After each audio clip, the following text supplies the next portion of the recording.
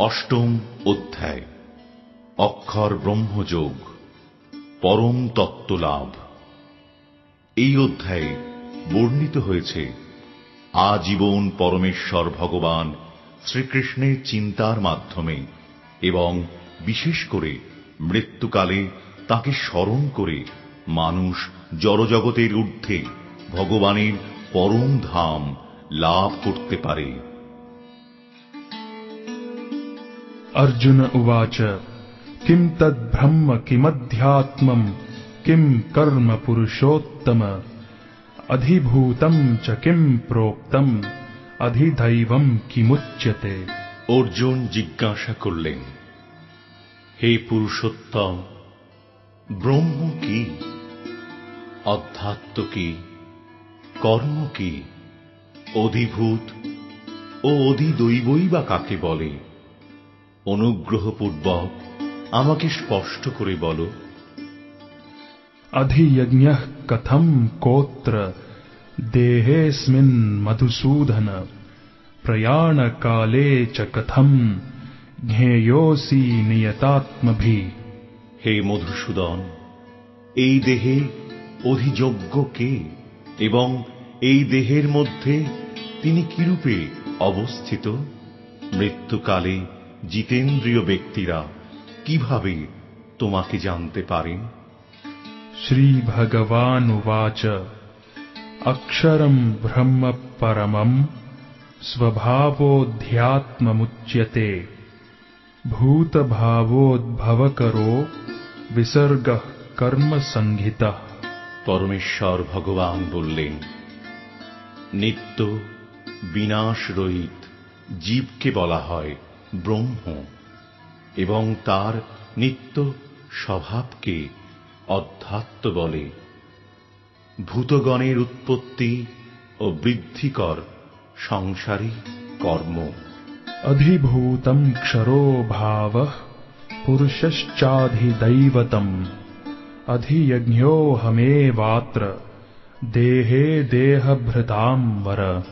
হে দেহধারী শ্রেষ্ঠ, নশ্বর জরা প্রকৃতি অধিভূত সূর্য চন্দ্র আদি সমস্ত দেবতাদের সমষ্টিরূপ বিরাট পুরুষকে অধিদৈব বলা হয়, আর দেহীদের দেহান্তগত অন্তর্যামী রূপে আমি অধিযোগ্য। अन्तकाले च मामेव स्मरन् मुक्त्वा कलेवरम् यः प्रयाति समद्भावम् याति नास्त्यत्र संशयः। মৃত্যুর সময় যিনি আমাকে স্মরণ করে দেহ ত্যাগ করেন, তিনি তৎক্ষণাৎ আমার ভাবই প্রাপ্ত হন, এই বিষয়ে কোনো সন্দেহ নেই।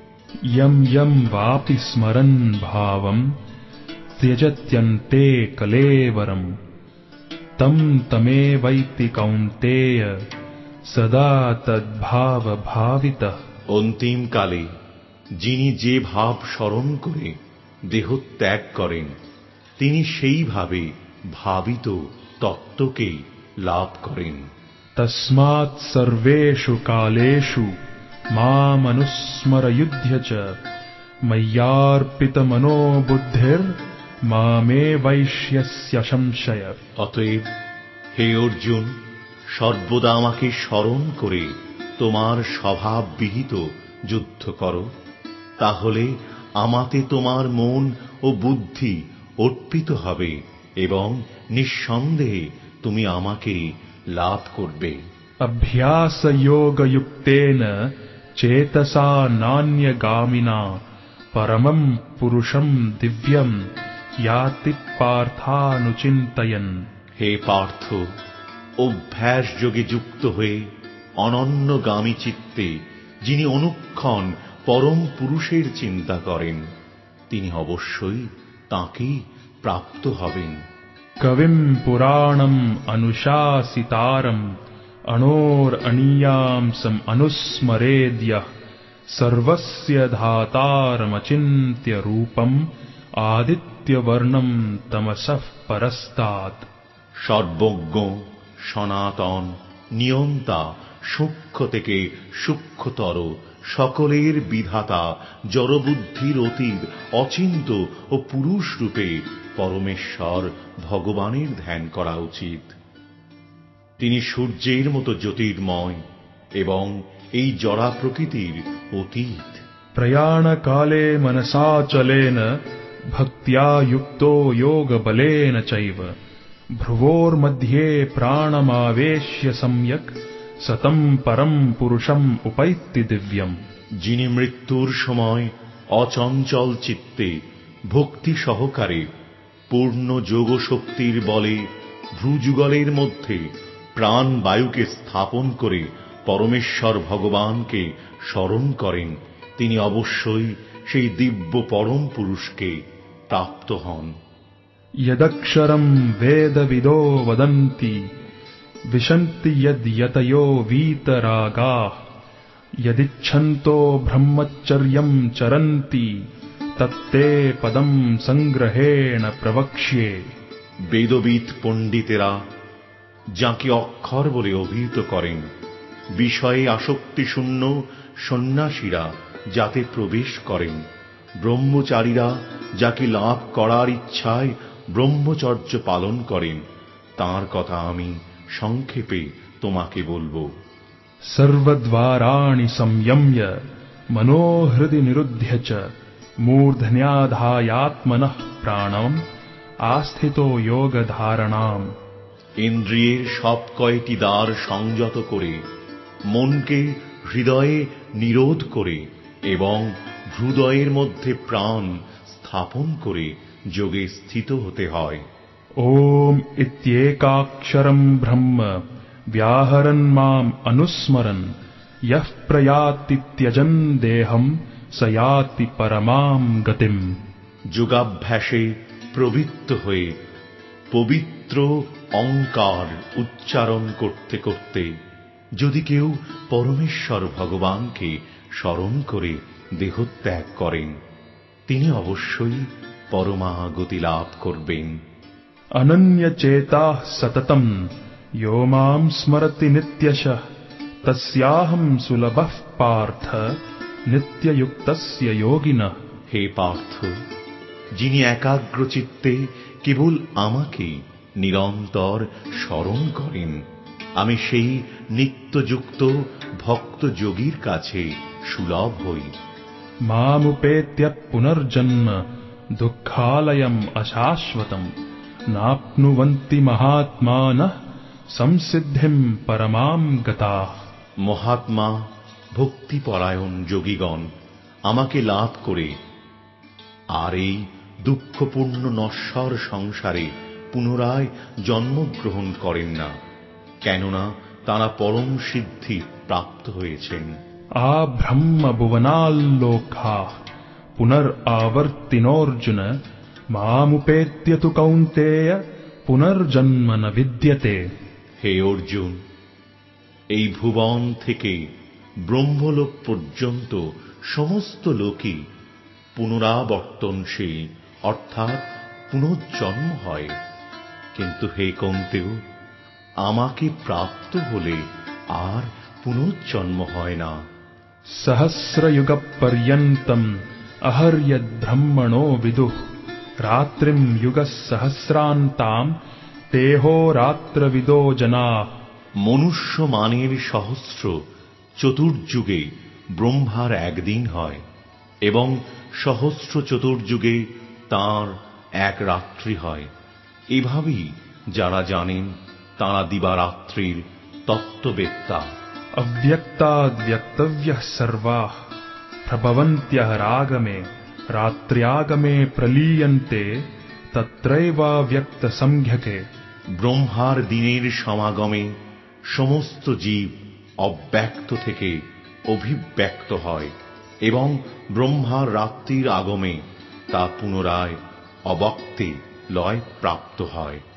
भूतग्रामः स एवायम् भूत्वा भूत्वा प्रलीयते रात्र्यागमे वशः पार्थ प्रभवत्यः रागमे। হে পার্থ, সেই ভূত সমূহ পুনঃ পুনঃ উৎপন্ন হয়ে ব্রহ্মার রাত্রি সমাগমে লয় প্রাপ্ত হয় এবং পুনরায় দিনের আগমনে তারা আপনা থেকেই প্রকাশিত হয়। परस्तस्मात्तु भावोऽन्यो व्यक्तो व्यक्तात् सनातनः यः स सर्वेषु भूतेषु नश्यत्सु न विनश्यति। কিন্তু আরেকটি অব্যক্ত প্রকৃতি রয়েছে যা নিত্য এবং ব্যক্ত ও অব্যক্ত বস্তুর অতীত। সমস্ত ভূত বিনষ্ট হলেও তা বিনষ্ট হয় না।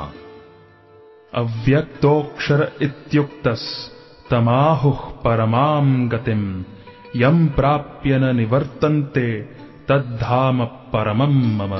সেই অব্যক্তকে অক্ষর বলে, তাই সমস্ত জীবের পরমাগতি।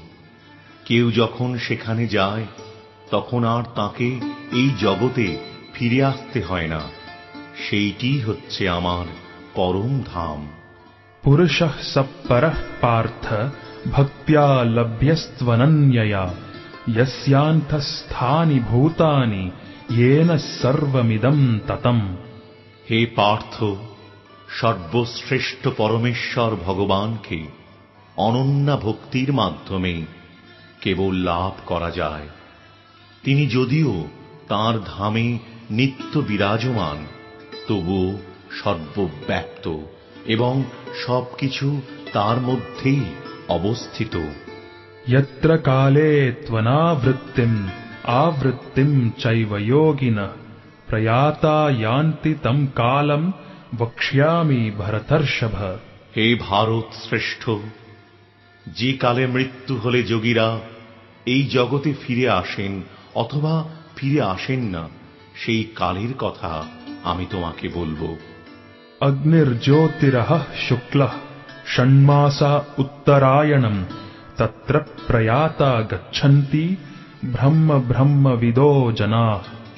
ব্রহ্মবিদ পুরুষগণ অগ্নি, জ্যোতি, শুভদিন শুক্লপক্ষে ও 6 মাস উত্তরায়ণকালে দেহত্যাগ করলে ব্রহ্ম লাভ করেন।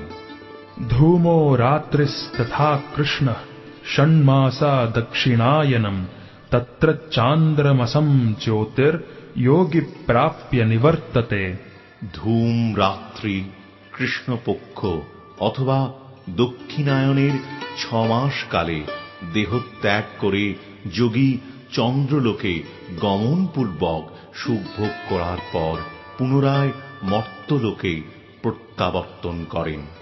शुक्ल कृष्णे गति ह्येते जगतः शाश्वते मते एकया यात्यनावृत्तिम् अन्यया वर्तते पुनः।